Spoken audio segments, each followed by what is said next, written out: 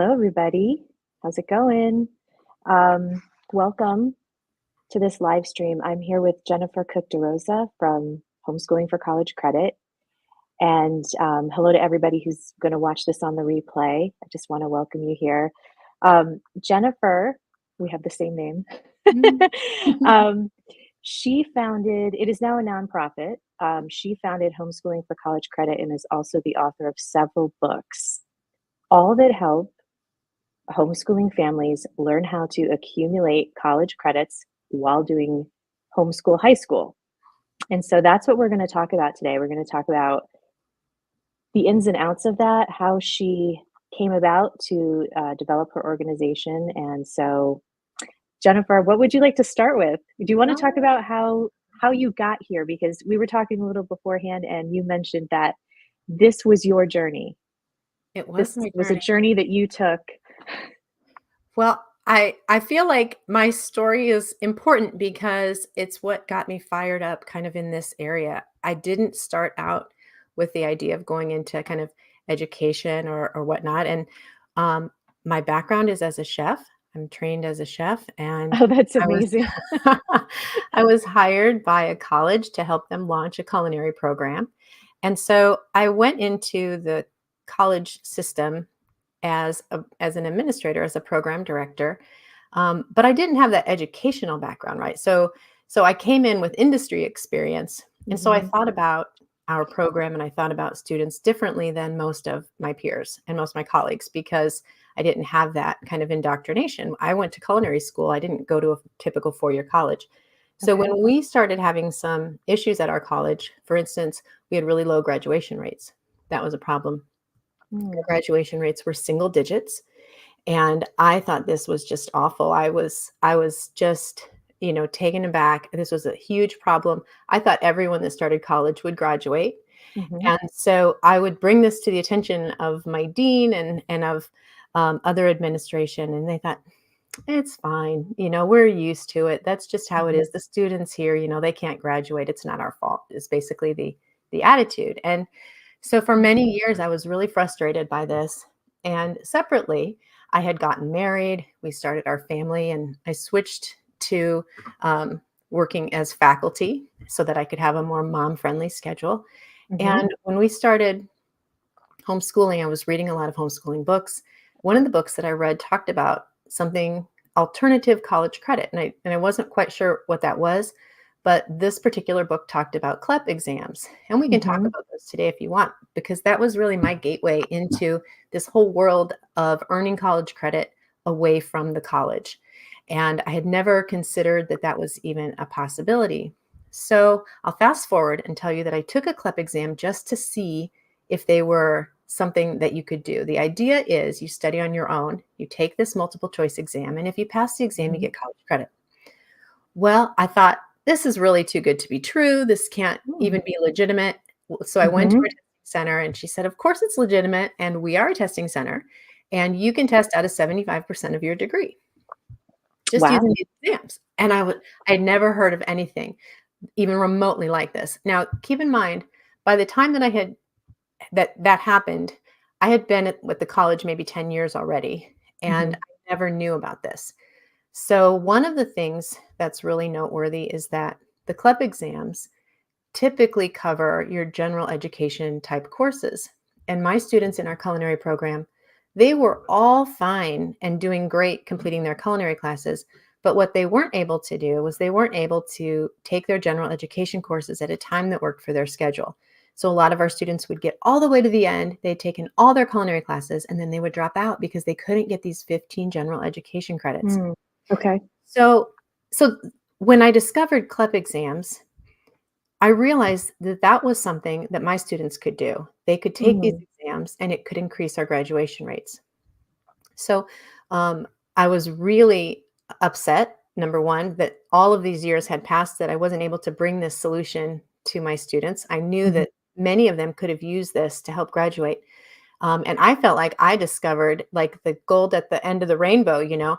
But surprisingly, not surprisingly, that was not really the reception that I got from our upper administration. So even though we were a Mm. college that accepted these exams, that provided a testing center for them and allowed our students to test out of so many credits. It wasn't something that we were promoting. It wasn't something we were even telling the students, let alone teaching our advising staff on how to do that.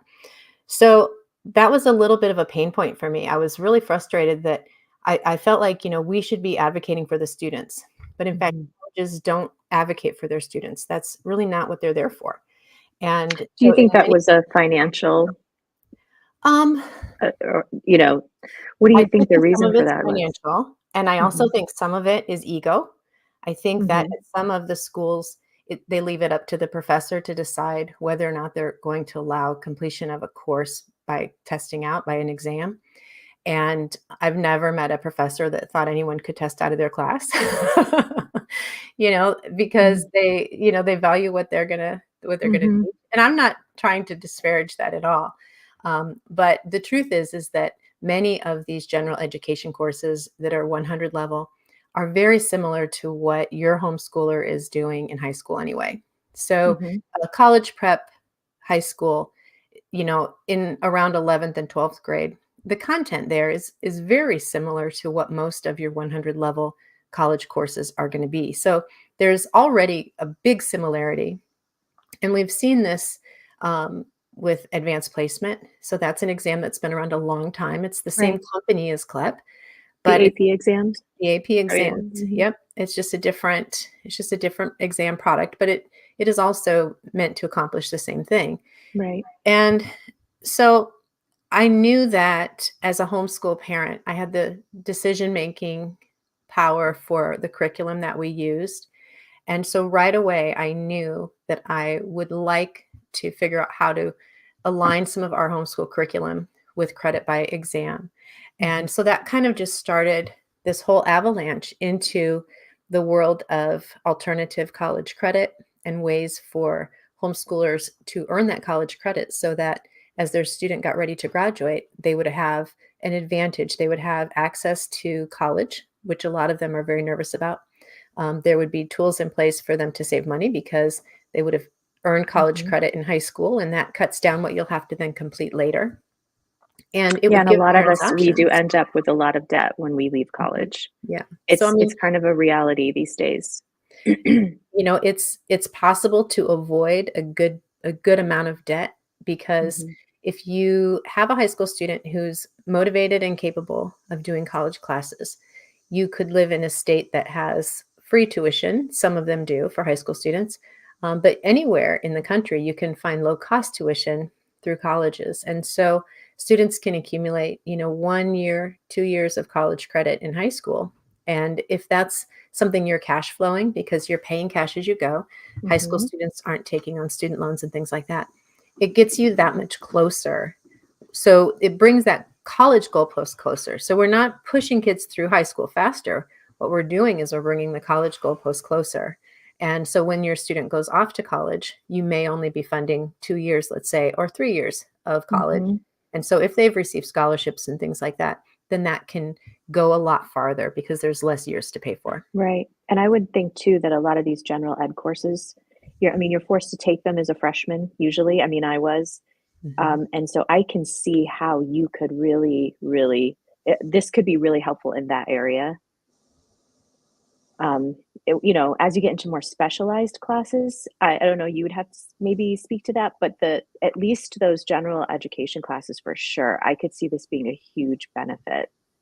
Yeah, that's really where not all, but the majority of Mhm. the college credit earning opportunities for your high school student are going to lie in the 100 and 200 level courses. So if you 100 and 200, yeah. think of a bachelor's degree as having 4 years, each year having a level. So 100 level would be your freshman year, 200 level sophomore year, 300 level, and then 400 level, and you'd Mhm, graduate. So loosely, that aligns well with one of the possible paths, which is like a community college for 2 years and then into a 4 year school. So community college is meant to cover those 100 and 200 levels if you're going to transfer to a mhm, university. So the courses that you end up taking in high school, whether it's through a college, through a university, or alternatively using credit by exam or some other source, almost always aligned to 100 and 200 level courses. Mhm. So many families will use those credits towards an associate's degree, or just to get a leg up and get some college credit and then enter into a university for a 4-year program. Mhm. It is harder to try and do more.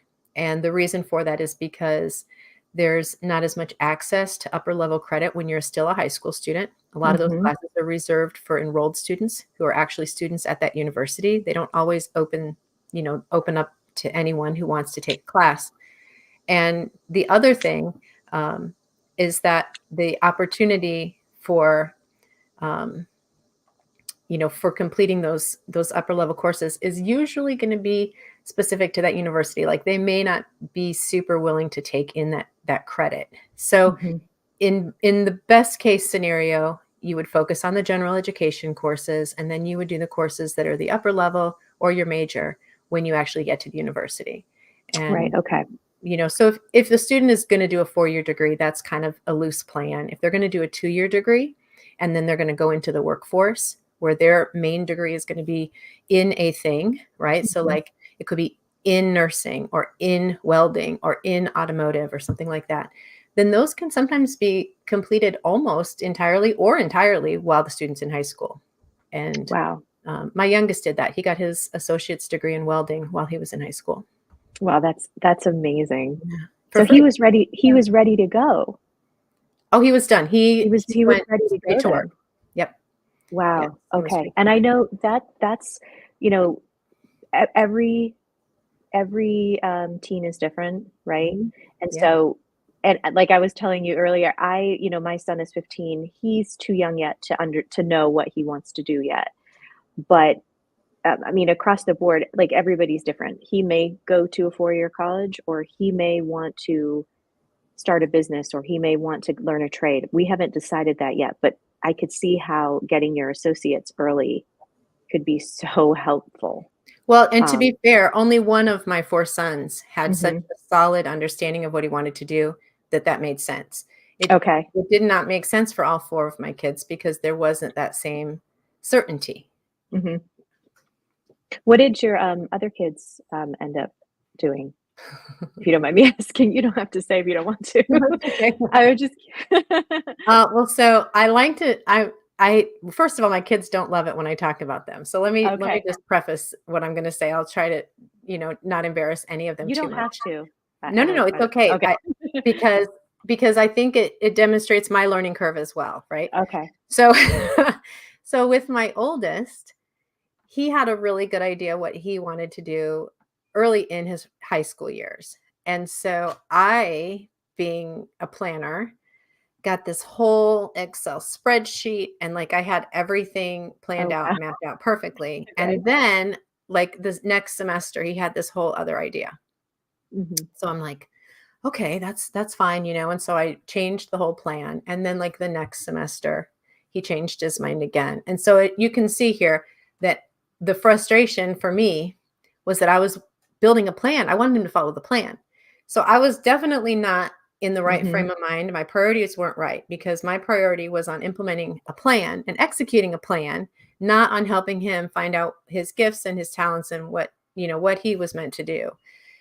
And so I think when he graduated high school, he had 27-ish college credits, but really not a plan in place Okay. and hadn't made that decision. And so he didn't go back to find his career and go to college until later. So he took a gap year, which turned into many years. That being said, my middle two had kind of a variation on that. And my second son, he did earn his associate's degree and then his bachelor's degree in hospitality, and he does work in that field.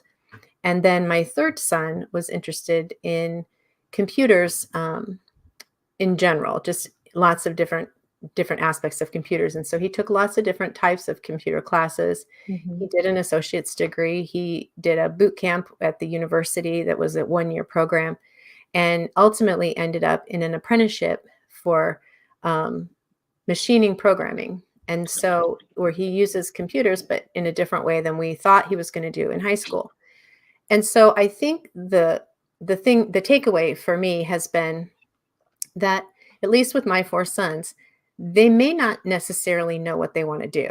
And Mhm. because even if they do, like, they may change their mind later, but what happens is the more that they get exposed in the world to different things, they meet people, they start working, they start doing Mhm. jobs, they meet other adults, they start thinking about, the adult world and what they're gonna do with their lives. Are they gonna have a career? Are they gonna live here? Are they gonna move away? Do they wanna travel? Do they wanna be in the military? Mhm. Do they wanna do an apprenticeship? All of these things take time, and so I think there is a tendency, at least there was for me, to try and rush through the process because I had these strategies. I knew we could save money if I hurried, right? Okay. So I was trying to hurry, but that wasn't a good plan. The better plan is to go slow and careful and maybe not make as many missteps. So, I think that there is definitely value, like with my youngest, of when they know exactly what they want to do. You can implement a lot of things and a lot of strategies to help save money and to help save time and things like that. But to not forget that they're people, they're when they're Right. young, when they're, 15, they haven't got that exposure to No. they don't know what all the careers are. They don't know what, the differences are between different jobs and things like that. And so they look to us for guidance there.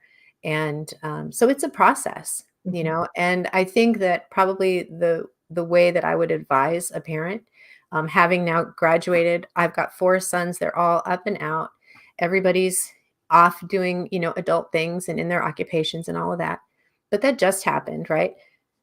What I would say is to bring that credit into your homeschool and not try to morph your homeschool to meet some, timeline or deadline or idea of Mhm. what it needs to be. And if your student brings in just one college credit when they're in high school, that's ahead. Like, they're ahead. Most people Right. don't start college until college. So it's okay to just have a few classes under their belt, Mhm. and it's also okay to explore things and decide if, if you want to take a class in ceramics and another one in biology, and another one in computers and maybe something else in some other field, because having those experiences helps form their idea of, what they might want to study. And it might not Right. be what you think. Yeah. Oh, yeah. No, I Yeah. when I was in college, well, first of all, that was a really good example because I think it reminds us too that we have to be flexible and understanding about, um, even though they're in their teens, they're still kids on some level, and they still Mhm. have a lot of maturing to do.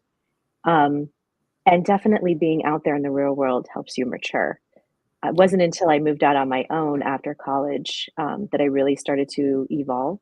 Mhm. Because some, somewhat in college, you're still, I don't wanna say babied, but protected, Mhm. on some level, and when you really get out there in the real world and you start having to support yourself, um, you get a lot of perspective. Mhm. Um, I ended up actually going back to school because the degree I got an art degree, and it was very hard to support myself. There's no way I could work in fine arts and actually support myself. So I ended up going back to school. And during that process, working at the same time and being on my own, and you really do, once you get out there, um, you really do mature a lot and start thinking about, okay, I really like this. I don't like that. Okay, I have to navigate Mhm. working with people. I have all these things to consider in my career. Right. Um, But yeah, that's such a good example and a reminder to us sometimes to just slow down a little bit, right? Mhm. Yeah. Um, Yes. I mean, you can still do things that will work, for most situations, right? So, like, if you have a plan for your student to mhm, take language arts all 4 years of high school, that's a kind of a right. common expectation Mhm, most homeschool parents have. That also is going to meet the graduation requirements of your state, if you have them, and it's also going to meet the admission requirement for language arts for most universities if you're mhm, looking at a school that has them. So we know, like, we can follow general principles that check a mhm, lot of boxes, and it doesn't matter so much, what school. So right. it's logical that a student in, let's say, 12th grade could take English 101 and Mhm, that would most likely be something that they could use. So I like to give the example of a driver's license. So you probably got your driver's license in your state and you learned your state rules of the road, right? Mhm. And they're going to be different from, your neighboring state, but not so much that you would not ever drive there, right? So you, with Right. your driver's license, you can drive across the country. You can go through all of these different states. And most of what you know is going to carry you through. It's going to work in almost every situation, even though in some states there could be little details that you might need to learn. For the most part, you're going to be fine. And so I think that's a good thing to remember, is to not change your homeschool to start chasing a degree, particularly if you have a student that isn't 100% all in. And I do see that mistake sometimes in our community where the parent has a very young student and they want to plan a degree right away. Mhm. And the student doesn't even know what they want to do. So there's really no good way to do that, and without making some mistakes, right? Mhm. But we know that, we want our students to have 4 years of language arts. And so, that's a very simple way to kind of just check a box. And then if they're a strong student in math, let's say, after the student takes Algebra 2, pretty much everything after that can be worth college credit. So it's really the same content. If you're doing pre-calculus, it's the same content, whether it's high school or whether it's college. And so it just makes sense then to let it be worth college credit. And there's a lot of examples like that, where you can bring in that college credit in a way that doesn't disrupt your normal homeschool. Yeah. Actually, on your website, which, everybody should go check it out, homeschoolingforcollegecredit.org, Mhm. um, your list of all the ways to earn credits just blew my mind, Ah, because one thing I didn't realize was that specific tests could count as a credit. yes. Could you explain a little bit about that? Because everybody should go check that, well, peruse the website, but this list is really, it's great. But can you explain how, even just, you were talking about the CLEP exams, Mhm.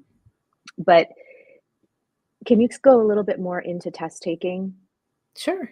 Yeah. So there are a lot of ways to earn college credit. Most of us just think of going to a college and sitting in a classroom and taking a class. That is one way to do it. There's a lot of others.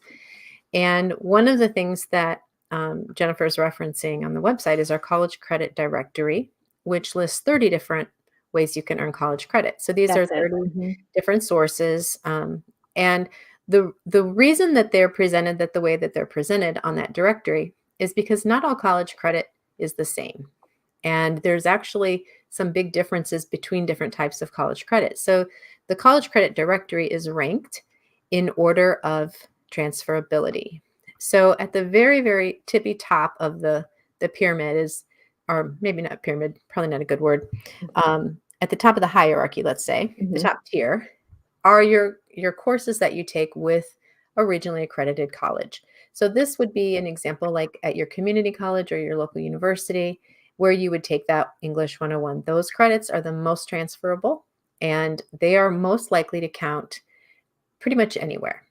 And I'm generalizing just to keep this simple. Right. Then Right. underneath of that, the next category is credit by exam. Now, credit by exam would include things like advanced placement tests, CLEP exams, DSST exams, and a couple other foreign language exams. The credit by exam category is pretty good, and you can do credit by exam and use that at most colleges. So if you have credit in advanced placement or in CLEP, for instance, that's accepted at between 75 and 80% of all colleges in some amount. Mhm. So sometimes parents will have a fear and they'll say, oh, I don't know if I want to do that. It's not 100% guaranteed. Well, Mhm. guess what? I hate to burst your bubble, but none of it's 100% guaranteed, even if you took a college class at your community college, because Mhm. every year colleges can and do revisit policies that they have for certain classes and certain credits and how things come into play.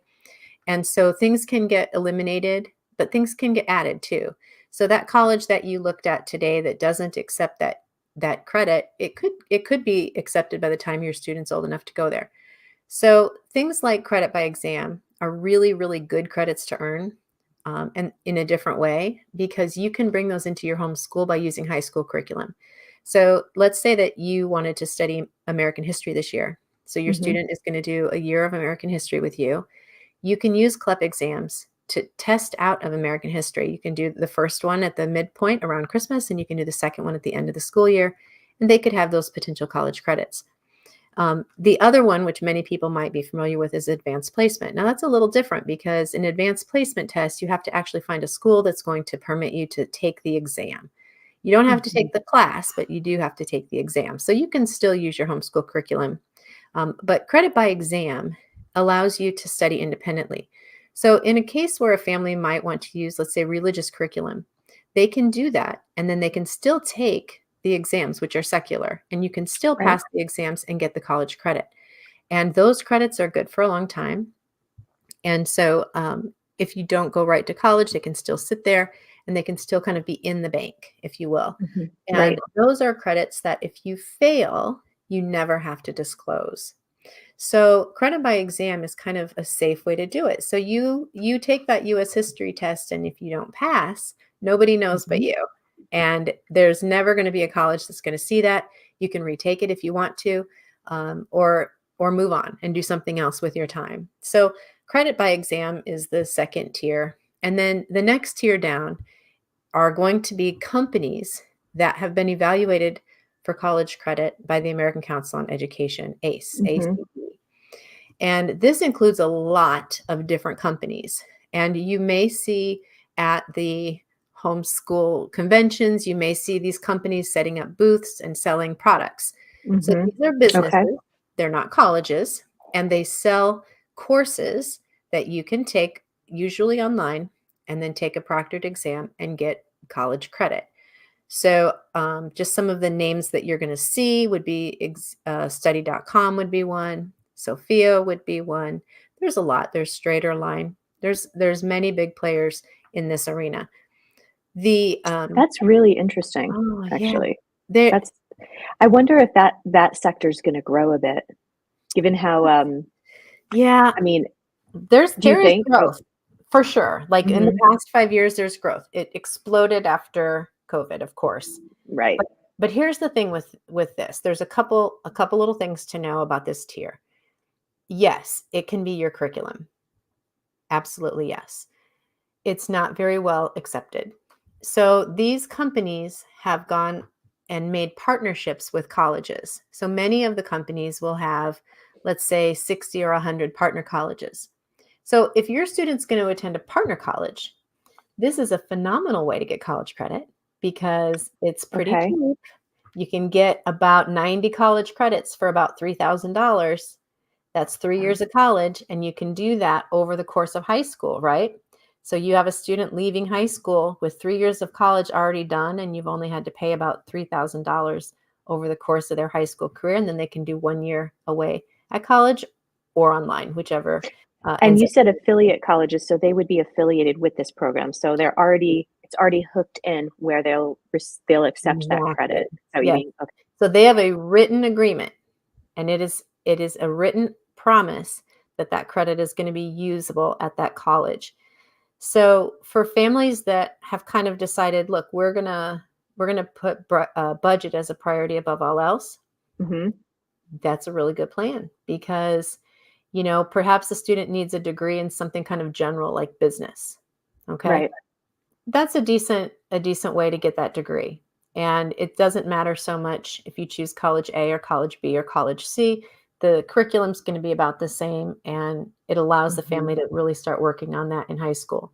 And that's really helpful in states that don't have graduation requirements because the parent can use, those courses pretty much as their whole curriculum. They don't have to take up the time doing other things. So we see a lot Hmm. of people who are very invested in that kind of college credit. There's pros and cons. One of the main cons is that your student may change their mind at some point in high school and decide they'd rather do something else. And when that happens and they pivot Mhm. and they decide that they would rather study auto mechanics at your community college, the Mhm. community college is not going to take that credit. So those Okay. credits are really only transferable to a small number of colleges, and so it's 100% is legitimate. It's 100% doable, and it's affordable, but it's not flexible in terms of, if you change your mind. And then there's other tiers that go on and go down that are even less so.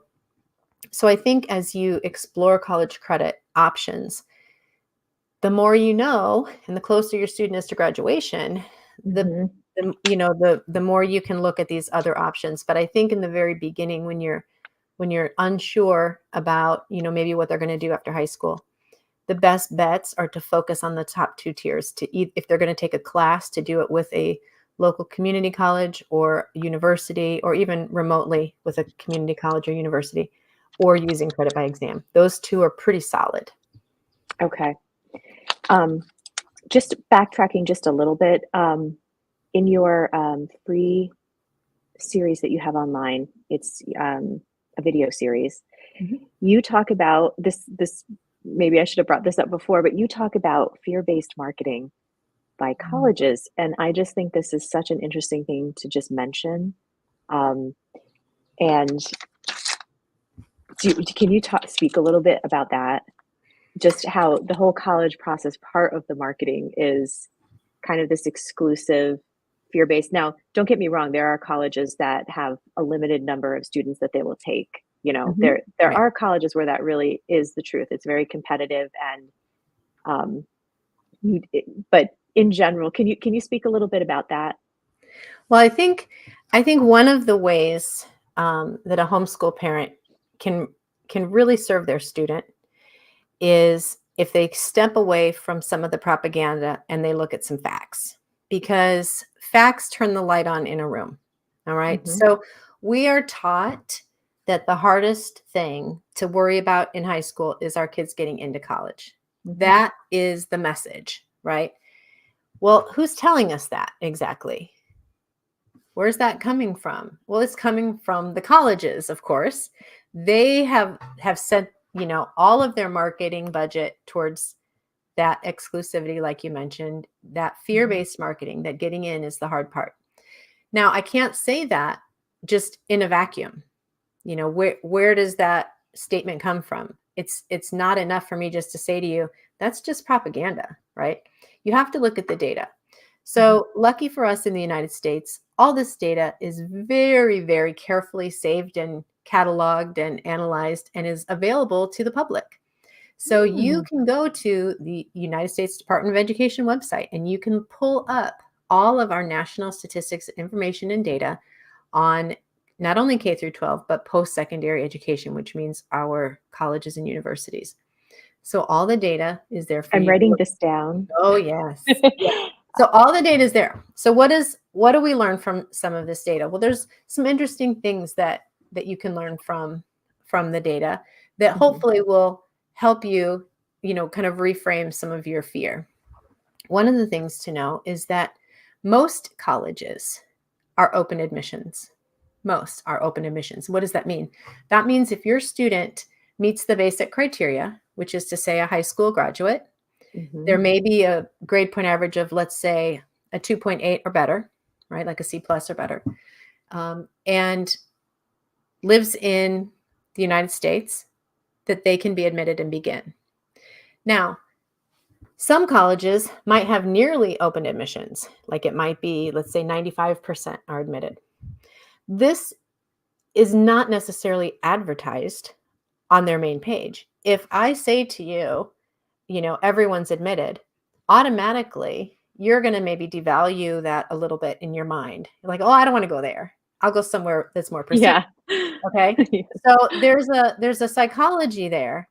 So instead of that, there may be admissions requirements and criteria. We require essays. It doesn't mean that they're going to exclude you from admissions. They're just telling you that they require an essay. They may require an interview. They may require letters of recommendation. They may require all these things. It's not necessarily criteria that's going to keep you out, because their policy is on admissions. So what you can do is you can look at their acceptance rates. And I wouldn't necessarily do that on their website. You can do that. I'll send you some links that you can share in the group. That would be great. Places to search. But you can look at the acceptance rates. Now, the majority of colleges are open admissions. We're going to get into now a little wedge of about a third of the colleges are going to only accept about 75% of the people who apply. But 75% is still incredibly good.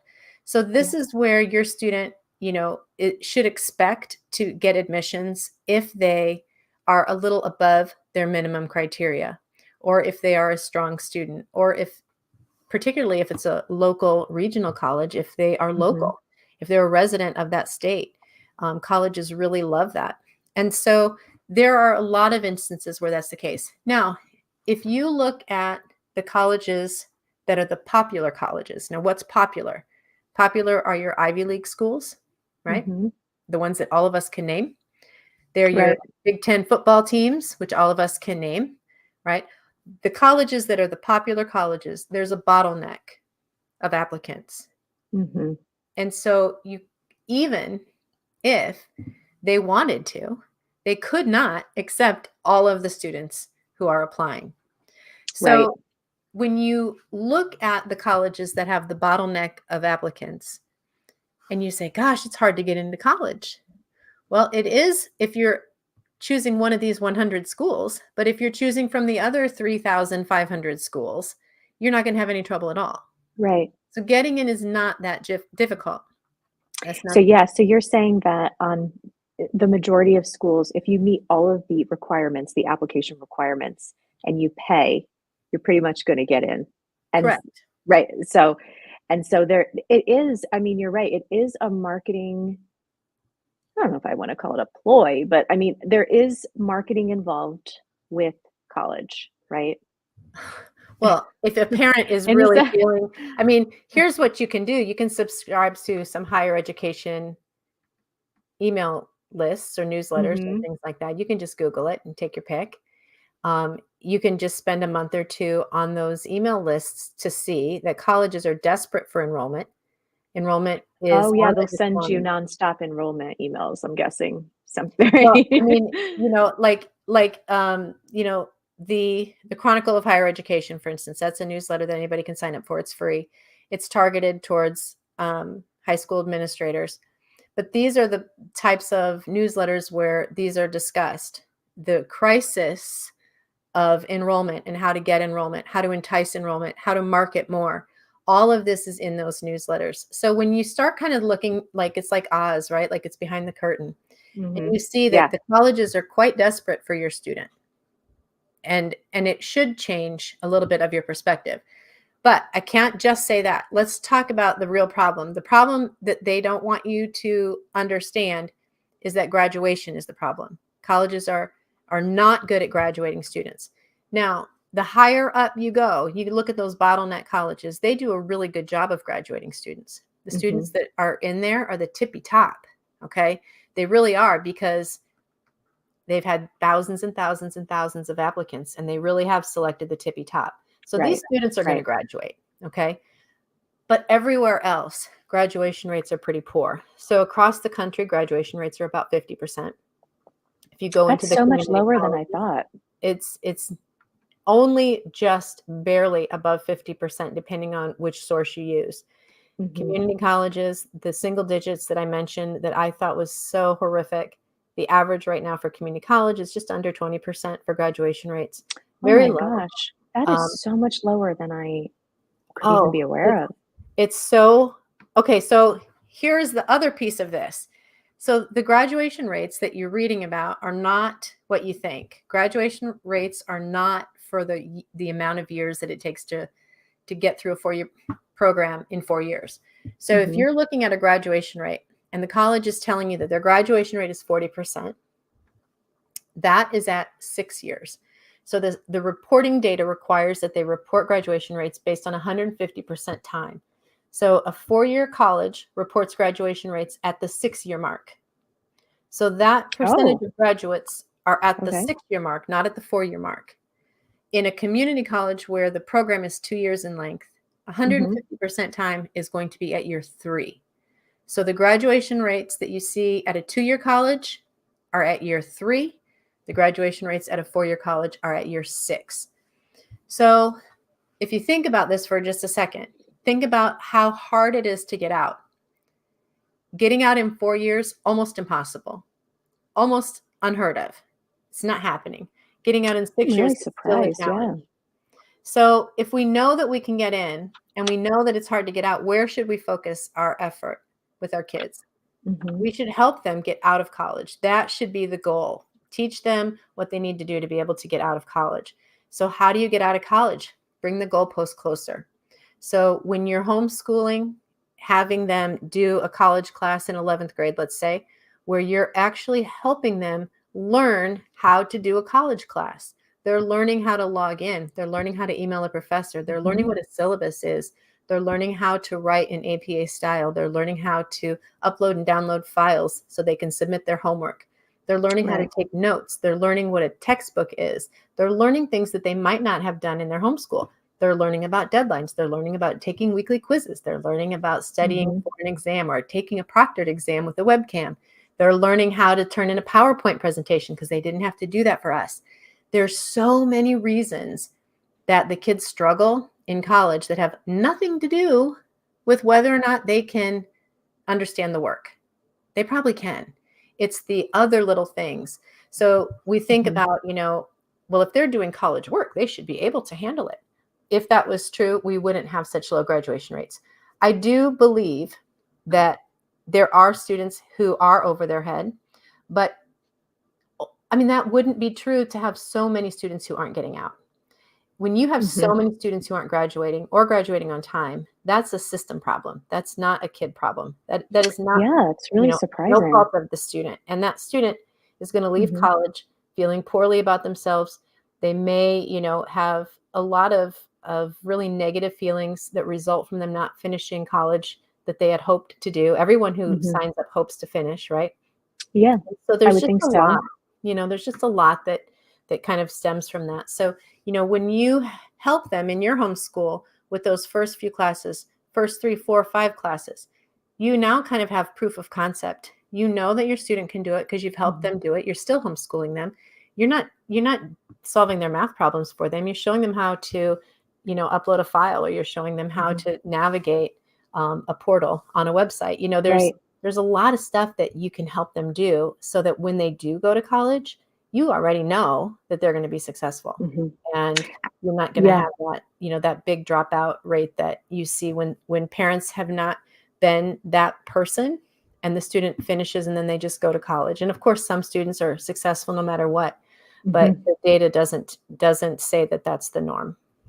I would say too, I would recommend, just speaking to what you were talking about just the technology side of things and knowing how to put presentations together and communicate with a professor through email or online through a system. Um, there are a couple of online um, schools that I know of that, and when I say online school, these are private, these are not public school at home programs. These are private schools who offer classes to students online. And we have used a couple of those here just to integrate a couple different classes into our homeschool. And that technology really has helped. So, um, my son actually took earth science online through a very good school. It was great. It was live classes with students in the class, teacher. We had to do labs together, study for quizzes together, take tests together, and a lot of this was done through an online system. So handing in assignments, preparing the PDFs to send to the professor, writing the professor, or I'm sorry, the teacher, writing the teacher a note. Yep. Um, this new online class situation, which I think is growing, I think does prepare students a little bit. And so I would recommend, if it's in your budget and you can do it, um, have your child take a class online. But I prefer live classes personally, Mhm. versus recorded classes. But Mhm. so it was just a new experience for them, and they still chat with their friends through the system, Yes. and that actually can help prepare a lot. There was, Yeah. when I was in college, there wasn't all of this. Right, right. When you handed in a paper, it was handed in. It was Well, just the dawn of email. I yeah, think you could maybe email something to your professor, but you were still printing things out and handing them in to the professor on time yeah. in the professor's room. I will say, So, like 5 years ago, online would have been kind of an alternative, but a couple things parents should know, like if they do an online college class, it's not going to say online on the transcript because the college isn't going to identify it that way. But what mhm, you really have to think of is that we're not going backwards. There is no mhm, less technology on the horizon for your kids. right, So understand that they will for sure live in a world where it's expected that they can navigate remotely, that they can work remotely, that they're available, mhm, reachable for meetings remotely, that they can turn right, in documents through, a Google Drive where they can collaborate on a Teams project and they can do these using technology. These aren't mhm, things that you're just born knowing how to do. They have to have no, opportunities to do them. And so the more that they do that, the better. And I will also say, my husband is a culinary arts professor. And so his classes are hands on classes. So the students aren't taking classes online, but every single one of those classes has an online component that they have to do. So all of their work gets submitted electronically. There is no mhm, handing in paper. And that is because all of the colleges now are using plagiarism software. They're using these things as a way of, kind of helping the professors do the work. And right, so whether it's taking a quiz online, whether it's, submitting homework or watching videos that the instructor has uploaded, previously or things mhm. like that, even in a regular, culinary arts 101 class, there is an online component. So it's here. It's not going Oh, anywhere. yeah. Yeah. Oh, yeah. Actually, I remember having a really hard learning curve when I went back to school. I went back to school and got my master's in communication design, and this was the dawn of computer graphic design, um, and that was such a hard learning curve for me. I did not have any experience with this in the fine arts in college. And I really do think it got in the way for me, at least in the beginning. And once, because you have to learn each new program. And back then, the programs were not as user friendly as they are today. Um, it just, there's so many more options in, just the Adobe programs. And once I was in the real world using these in a real world situation, did I really picked it up a lot easier, but there was a big learning curve. So, Mhm. I would spend hours trying to do an assignment, just because I was trying to figure out, okay, where is that tool? How do I get that tool to do this or to do that? And so, the more you can prepare your kids with technology, I think the better. And that doesn't mean it has to be everything, Right. but you also don't want them to not be ready, Mhm. because you can see where the world is going. Yeah. I'm astonished. AI scares me a little bit when I see these kind of. You can still tell it's kind of fake now, but Mhm. it's only going to get better. Yeah. you know, it's Yeah. only going to get better. So yeah, that is such a great point. Such a great point. And And when you do this in high school with your kids, you still get to uh-huh, be the parent. You still get to be the homeschool teacher. You know, right. once they leave, you don't really have the ability to help them, learn to navigate some of that stuff. It's a safe place when they're at home. That is true, and it does really help them, I think, be ready, Mhm. to be competitive, and not competitive in a bad way, but just to hold their own Right. and not let that get in the way of Right. holding them back. Right. Um, I but think a yeah, lot of oh, parents I think a lot of parents worry about consuming a lot of the mhm, screen time stuff, a lot of like the watching of the YouTube or the watching constantly of TikTok and Instagram and things like that. I do think that you can limit consumption. I think mhm, that's reasonable. But the thing that we're talking about more, specifically is the ability to create that stuff. So, being able to mhm, um, create a video file, create a document file, create a slideshow, create a spreadsheet, definitely. being able to produce that stuff is the skill set that so it's not enough that they're on a computer, whether it's like gaming or observing or watching or whatever, because that's a consumption situation. Mhm, But Right. giving them those tech skills to be the producer, I think is super valuable. Right. I mean, think of I mean, I typed all of my high school papers on a typewriter. This was before, I mean, when I went to college, like, not everybody had a computer. I did Right, not. I had to go to the computer lab. It wasn't something that everybody had. right, And or you'd, borrow your friend's computer so you could type up your paper or something like that. But right, these days are a lot different.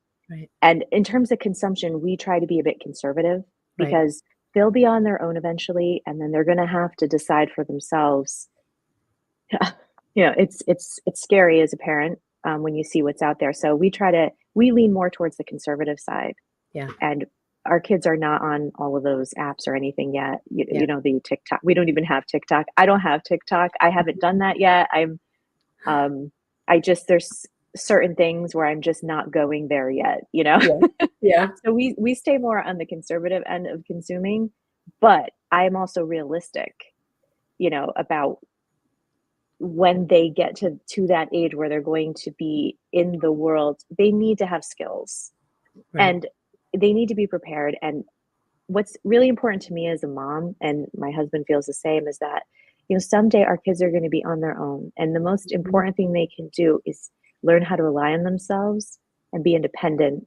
And we'll always be here, but we don't want them to be too dependent on us. We want them to feel like they can fend for themselves, support themselves, pay their own bills, things like that. And Yeah, so this is another reason why I love this program, um, homeschooling for college credit, is because it is a pathway towards more independence, mhm, and that means a lot to me as a mom. mhm. I just want to know that my kids can take care of themselves and are doing well, Yeah, and that I helped them, but I didn't make them too dependent. yeah. You know, because I won't be here forever. you Right. know? It's true. So, they're gonna have to take that step eventually. But, if I could just shift gears real quick and ask you about transcripts, because I've Mm, been keeping my son's transcript already. I decided the way I was gonna do his high school transcripts was to just start them and, like, not do them all at the end, like, keep track as I go, like, very all smart. of the credits and Yeah, everything. Um, yeah, when I went on, every state kinda has their own, um, I don't wanna say system, but credit system, kind of. A lot of the states follow a very similar credit system. Idaho happens to be a little bit different in the sense that of how many credits you count per class. And so when I saw that number, I was like, "Whoo, I better get it together this year." Um, and so can you talk about, if you do the college credits, how does this translate onto the transcript? Like, do yeah. you put the college credit there? Yeah, so think of your transcript, your student's transcript as their academic record that's gonna Mhm, be all of their courses that they've earned high school credit in. So, as the parent, that's gonna be a variety of subjects, and it's also usually a variety of curriculum, right? mhm, So, the subjects are what are gonna go onto the transcript. Now, if you have them do, let's say, credit by exam, for instance, we were talking before about advanced placement or CLEP or whatnot, that doesn't really change the transcript because they're okay, still doing the high school class. Now, if you go above and beyond and you have them take an advanced placement class, that's a brand name and you can put that on as long as it's an actual approved advanced placement class. But other than that, right, it's not really going to change anything. Now, when they do a college class, though, that's a little different. So, a college class in most places is called dual enrollment. And it could be other names in other states, depends on mhm, what you're listening. Could be dual credit, could be post-secondary education option, it could be early college, middle college. They have 100 different names for it. But dual enrollment is mhm, when you're taking a college class and you're giving them high school credit and the college is giving them college credit. So okay, in this case, it does go on the transcript because you're giving them high school credit. So the rule of thumb is mhm, one college class is equal to 1 year of high school credit. So I don't know, does Idaho do 2 credits for a year? Okay. yeah, So if they did English 101, the first part of 12th grade, that's going to be worth 2 high school credits. And then they would do English 102 the second semester, and that's going to be worth 2 high school credits. mhm, So they would have 2 credits from ninth grade, 2 credits from 10th grade, 2 credits from 11th grade, and 4 credits from 12th grade. So they would have, what is that, 10? They would have 10 credits of language arts that way. So that's the rule of thumb for those college classes. And that would be one college class is going to be equal to 1 It year. froze for a second. Yeah, that's Carnegie. Sorry, it froze for just a second for anybody watching. I don't know. You froze on my end, but maybe it didn't freeze on everybody's end. But could you just repeat that really quickly about the credit? Because the screen froze right when you were talking. Oh, I'm sorry. I hope. Okay. So, yeah. So if your student took regular high school language arts in 9th, 10th, and 11th grade, and then did first semester of 12th grade, let's say they did English 101, and then second semester they did English 102. Okay. Okay. So English 101, you're going to give them 2 high school credits. Right. And then English 102, you're going to give them 2 high school credits. So that's going to give them 2, 4, 6, 8, 10 high school credits in language arts or English. So it's dual credit because they're getting credit twice. They're getting it from the college, and it's going to appear on a college transcript, but then you're giving them high school credit. So that's the 2 places. So okay. So that's going to, it's going to go on their high school transcript because you're giving them the credit, but they're also simultaneously going to be generating a college transcript. And that's going to have that English 101 and that English 102 on a college transcript. So when your student applies to college and gets accepted and enrolls, not only are you sending the high school transcript, but then your student is going to request the college transcript be forwarded on to the college so that it can be evaluated for college credit. I love that. I want to look into the AP class situation too.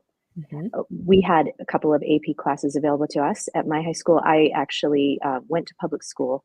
Did you go to public school, Jennifer? I did. Yeah, me too. So I took a couple of, I want to say it was like AP calculus, or God, it's been so long.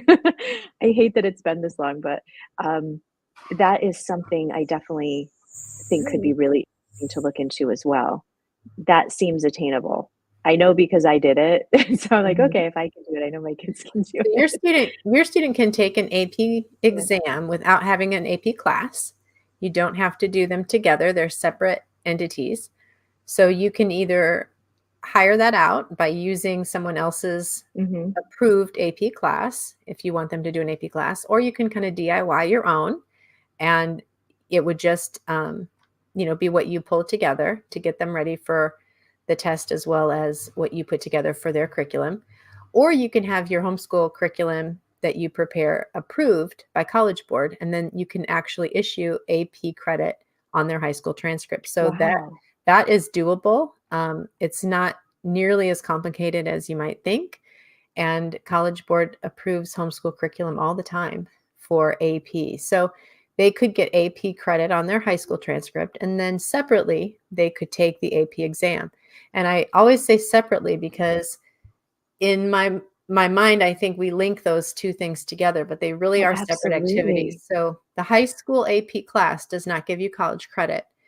The AP exam is where you can get college credit. That is so good to know. I do attach them together because that's how it was for me, in the sense, like, you took the class and then you took the exam. Yes. And they weren't separate, and it wasn't explained. It was just, you assumed that just like anything, to pass the AP course, you had to take the AP exam. Like, it was. Yes, and you know what's funny is I took AP in high school and I never took an AP exam. Our teachers, I guess, had maybe some threshold and I didn't hit it, getting a C in class or something like that. I wasn't smart enough that they didn't even tell me about taking the test. So I did all this AP work in 10th, 11th, and 12th grade, and I never once took an AP exam. Yeah. Okay. Yeah, this is interesting. We also had to take, in New York State, we had to take Regents. There was Regents classes and Regents exams. I don't know if that plays into this at all. I think that was the New York State Board of Regents. Usually any kind of end of grade testing is not worth college credit. The only exams that could potentially be worth college credit, there is a potential for getting college credit by passing a GED exam with a very high score. Although a GED exam is not a great pathway for a student who graduates high school. right? So you don't need that in addition to Right, you your don't need diploma. it. Yeah. I know that's kind of so that comes up sometimes in my homeschooling groups that Mhm. is do I need to get a GED? Here in Idaho, no, you do not. No, you You don't. can if you want to, but here it's enough to graduate your own child. We're Yeah. pretty lucky here. Yes. So, wow. So Jennifer, what else do you have on your website that I could refer people to? I think, I went through the website. I know there's even more specific information for people on Mhm. there. Do you want to talk about any more of the resources there so we can send some people there and Yeah. tell them about your books if you'd like to? Because I think you Well, have like three or four, don't you? Like, oh, oh, how not that many are books do just you? one main one right Just the now. main one? Oh, Yeah, okay. and it's How not been updated in a while, so I'm feeling maybe pretty bad about recommending that one. But yes, you can get Homeschooling for College credit probably at your library or on Amazon or whatever. Um, but if you go to homeschoolingforcollegecredit.org, the landing page that you're going to be on is going to talk to you about how to start. And I think Mhm, a mistake that parents make sometimes is they will subscribe to the blog, which I love, or they'll get mhm, into our Facebook groups, which I love. Um, but they'll get too much advanced information right at the beginning, and it mhm, can be very overwhelming because really there's a lot of different kind of steps that you go through. There's a starting phase where you really do need to kind of just focus in on those first few classes. And then there's a growth phase where your student is accumulating college credit. And then there's a finishing phase where you're finishing out high school and you're finishing out transitioning, into college. So when you are starting brand new and you don't have any college credit, you really are at the start. It doesn't matter what grade your student is in. If you're hearing this and your student is rising ninth grader or if they're rising 12th grader, it doesn't matter. You are at the start. And mhm. the start, I like to call the spark phase because what we're trying to do is we're trying to light a spark in our student. We want our student to buy in. And it's very scary for students sometimes when their parent comes home and says, "Hey, I just listened to this webinar and you're going to start college classes." You know, our Yeah. students going, "Wait a minute. Last year was hard enough and now I'm doing high school work and this is going to be Mhm. extra hard and now you want me to do college? That's 3 or 4 grades away from where I'm at." Right. So there's a big adjustment there, and so starting in the very beginning with the sparks phase, really what you're doing is if you have a student who is incredibly motivated, okay, Mhm, super motivated, then it makes sense to kind of replace some of your high school credits with college credit. If they're doing US history, like we were talking about, replacing that with a US history class or even a CLEP exam, something like that is a good way to start.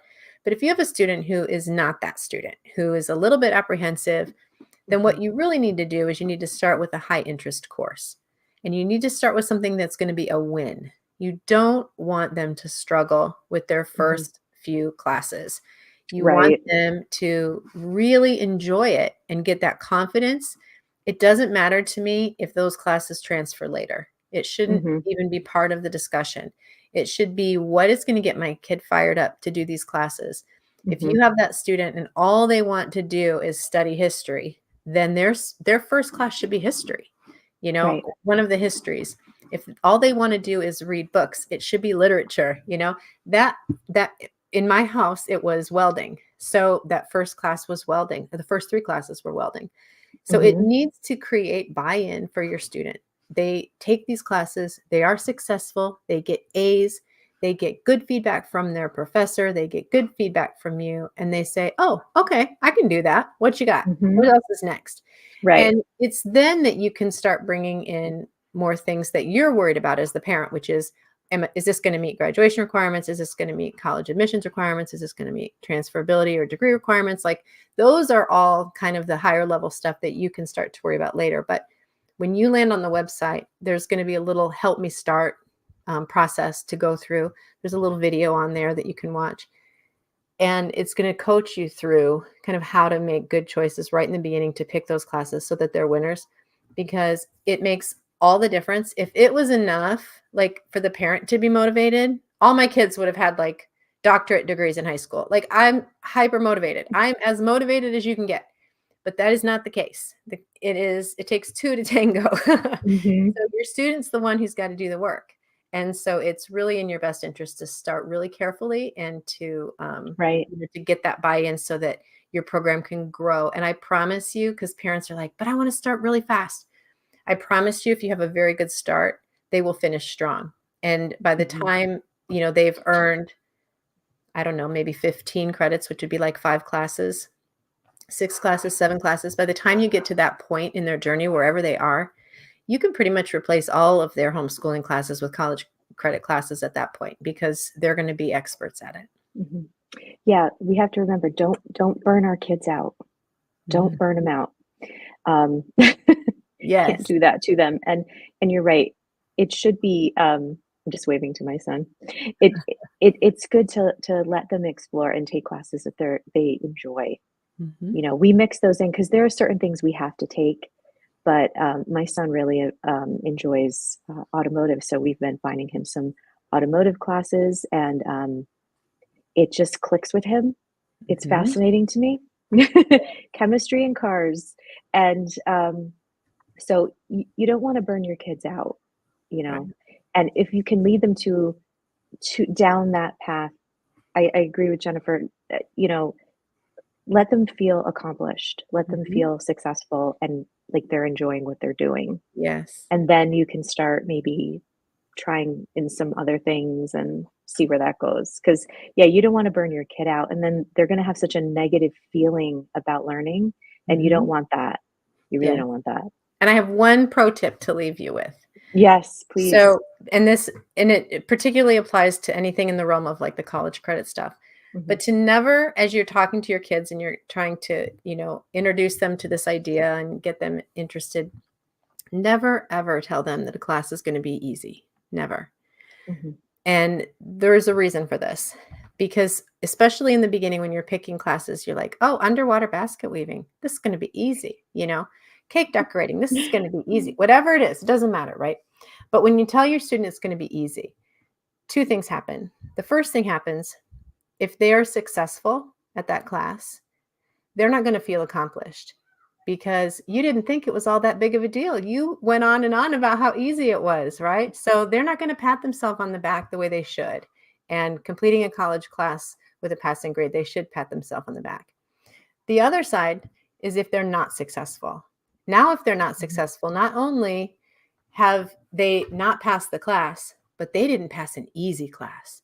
And if they couldn't pass an easy class, there's no chance that they're going to pass a hard one later. And so that can really tell that child to themselves, I'm not smart enough for college. And so Right. never use that word easy when you're talking to them about starting college classes.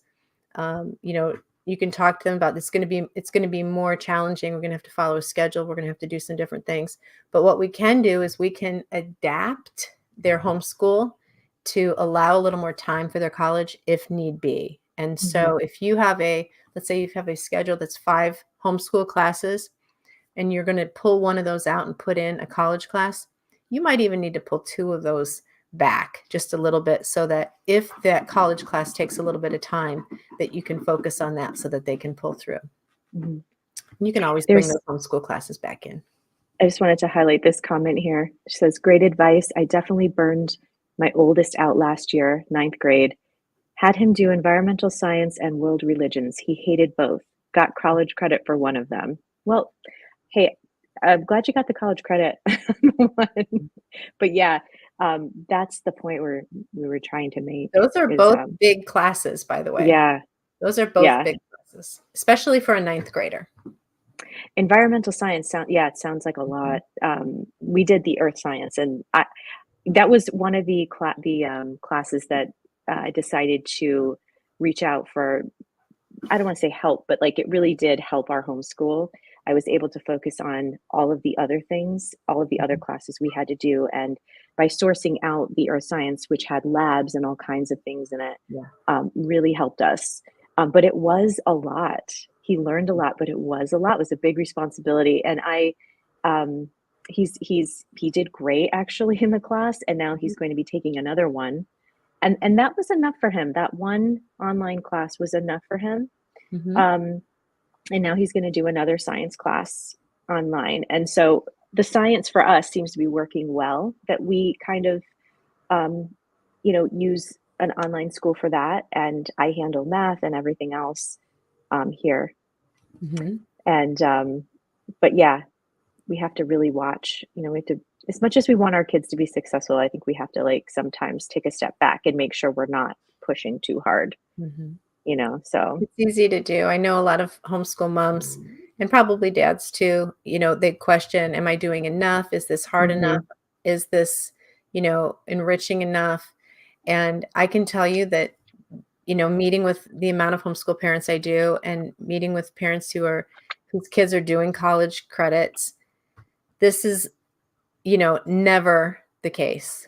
Like never. Homeschool parents tend to sell themselves short in this regard. Their kids are usually doing a lot more than they think, and they're, doing a lot more robust curriculum than you're giving them credit for. So you probably are doing plenty. Yeah, I think, now homeschooling is becoming more mainstream in a sense. I think before, and when we started, certainly several years ago, when my son was very little, it was not mainstream. And so you really did feel like kind of people had a magnifying glass on you. And depending where you live, and at the time we lived in New York, there's different rules you have to follow there and different things you have to hand in to the school district. Here in Idaho, we don't have to do that. And so it does take some of the stress off. But yeah, I don't know. We have to really give ourselves a bit of credit there. I think we may over criticize ourselves because there was such a big magnifying glass on us. But I think that's shifting. I think people are more accepting of homeschooling. You can see what's going on in the country with school choice legislation, as they call it, or funding students versus funding schools type of thing. And so I think homeschooling is becoming a choice that a lot of people are grabbing onto. And so in the beginning, I used to feel like there was a huge weight on my shoulders, meaning like, oh my God, everybody's watching everything I do. But now I feel much more comfortable. And I think that comes with homeschool being more mainstream, but it also comes with experience and maturing and age. And you realize you're like, okay, we're doing pretty good. We're doing actually really good. And so you kind of know how to stand up for yourself a little more in that way. So, but anyways, well, I think we can leave it there on that note, unless you have anything else you wanted to add. Well, thank you so much for having me. We have I'm so grateful. Facebook groups for all 50 states for anyone listening that's not in Idaho. But you can follow Homeschooling for College Credit on Facebook. And I have a blog post that goes out every single day. And it's all types of different topics, but everything is pretty much relating to, how to bring college credit into your homeschool. So people can reach me that way if they have questions or follow up, and I'm happy to help. Oh, wonderful. Thank you so much for coming on. My little channel is just like, I joke because we're in Idaho, it's small potatoes, but but people will see this replay, and my whole goal is to help support us here, help bring more resources, more information. Some people might have heard of this concept, but don't even know where to begin. Maybe some people haven't even known it's an option. And so, that's my goal, is really to help provide and give back to Idaho. Idaho has given my family so much since we moved here. And so anyways, thank you for coming on. I really appreciate it. Thank you for letting me help you help others. Okay. Thanks, Jennifer. Bye-bye. Bye.